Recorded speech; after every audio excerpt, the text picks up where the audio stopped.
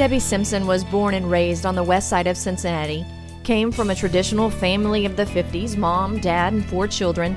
Her dad worked and her mom stayed at home. Dad came home at 6:30 every night. He'd whistle from the front porch and you knew it was time to come home for dinner.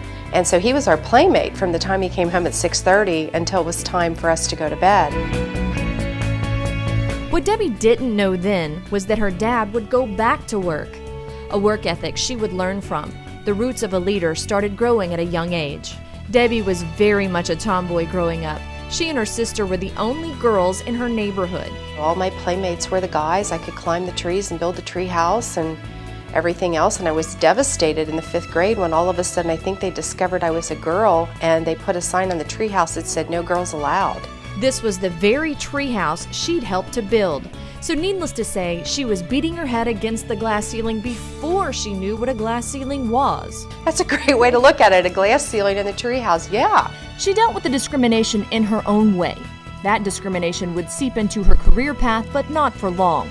One day after graduation, the wheels of change began to alter her future. He had bought out his partner and his receptionist had quit. And back then, to me, I wanted to be in business, but in the 60s, in this environment I was in, that meant you were a secretary. After she'd worked in the family business for several years as a secretary and raised her own family, she went back to school. She worked her way up in the family business to become one of 3 owners along with her brother and sister. Debbie's day-to-day title is president. She's quick to mention that does not mean hiring. They don't allow me to do the hiring any longer because I'm very, very bad at it. I tend to believe everything you tell me because I think, why would they tell me something that wasn't true? Regardless, she's still a boss. Sometimes I don't like how I'm perceived as a boss because I don't think of myself as a boss. I think of myself as another member of the team here at the company.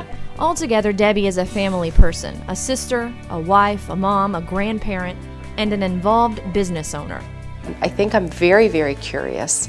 And I think that's one of the reasons why our company's always been very receptive to trying new things and to looking at new things, is that the owners, my brother and sister and I, are all very curious people.